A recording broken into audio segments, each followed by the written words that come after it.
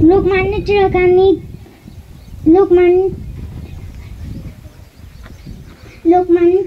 स्वराज्याचे पहिले पुरस्कार मुंबई येथे त्यांचे निधन झाले. जय हिंद, जय भारत. स्वातंत्र्य सैनिक होते. त्यांचा जन्म 23 जुलै 1856 रोजी रत्नागिरी जिल्ह्यातील चिखली या गावात झाला. त्यांचे मूळ नाव केशव बाळ गंगाधर टिळक असे होते. त्यांनी आज 1 ऑगस्ट लोकमान्य दिसणारे व्यासपीठ चंद्राप्रमाणे छाया जाणारे परीक्षक व गुरुजन वर्ग आणि चांदण्याप्रमाणे चमकणाऱ्या माझ्या देश बालमित्र आणि मैत्रिणींनो, महाराष्ट्र लढ्यातील ग्रंथात वाचत असतो की जेव्हा जेव्हा अन्याय अत्याचार वाढत जातो तेव्हा त्याला दूर करायला होता.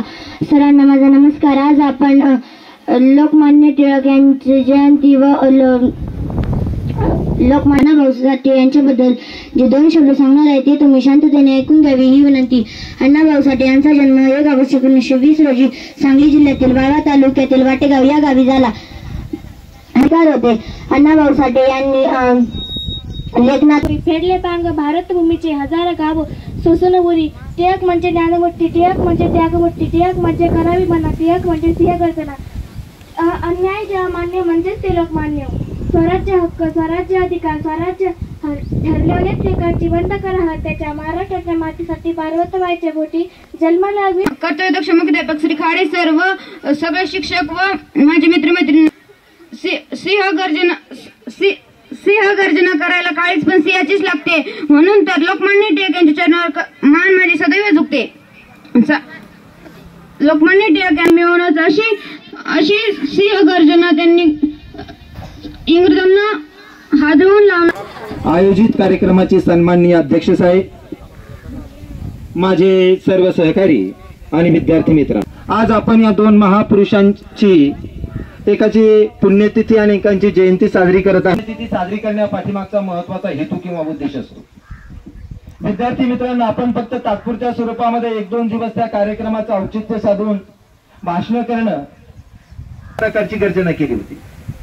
विद्यार्थी मित्रांनो, आपण जर लोकमान्य टिळकांच्या जीवनाचा जर विचार केला तर त्या कालावधीमध्ये जहाल मतवादाचे विचार लक्ष द्या. अहिंसेच्या मार्गाने स्वातंत्र्य मिळवण्याचा ग्रंथ त्या ठिकाणी लिहून पूर्ण केला. ग्रंथ लिहून पूर्ण करत असताना त्यांनी ज्यावेळेस मंडालेच्या तुराली आणि मंडाले ज्यावेळेस त्यांचं जे साहित्य होतं तुरुंगामध्ये ते काही त्याच्यासाठी त्यांनी होम रूल लीगची स्थापना केली. विद्यार्थी मित्रांनो, मी तुम्हाला प्रश्न विचारणार, कोणते ग्रंथ? त्यांनी होम रूल लीगची स्थापना केली. होम म्हणजे काय? करण्याची, मनुष्यावर दया करण्याची. I know only one language that's called love. Lokmanya त्याच्या माध्यमातून इंग्रज आहे. लोकमान्य टिळकामुळे त्यांनी 13 लोकनाट्य, 13 कथासंग्रह, 6 नाटक, 35 कादंबऱ्या, 15 पोवाडे आणि चित्रपट कथाचं साहित्य लेखन, कादंबरी म्हणून त्यांचा सन्मान करण्यात आला. त्या कादंबरीला प्रथम पारितोषिक देण्यात आलं, फकीरा ही कादंबरी पहा. त्याचबरोबर दीनदलित गरीब कष्टकरी जीवनातील वास्तवाचं चित्रण, रिअलिस्टिक वास्तववादी चित्रण केलं असेल. थोर क्रांतिकारक, समाजसुधारक लोकमान्य बाळ गंगाधर टिळक यांची पुण्यतिथी आणि अतिशय उच्च दर्जाचे साहित्यिक, लोकशाहीर, साहित्यरत्न अण्णाभाऊ साठे यांची जयंती या आहे. प्रथमतः या दोन्ही महात्म्यांना आपल्या सर्वांच्या वतीनं विनम्र असं अभिवादन.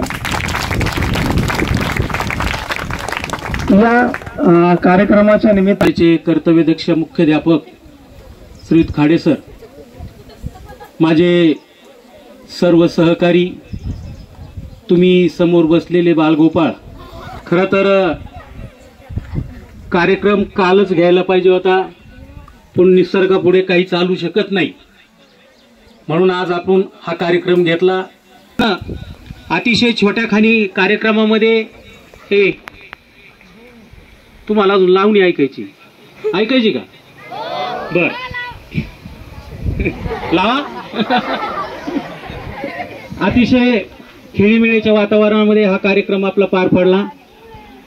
सगळ्यांनी सहकार्य केलं आणि मी अध्यक्षांच्या परवानगीने कार्यक्रम संपला असं जाहीर करतो.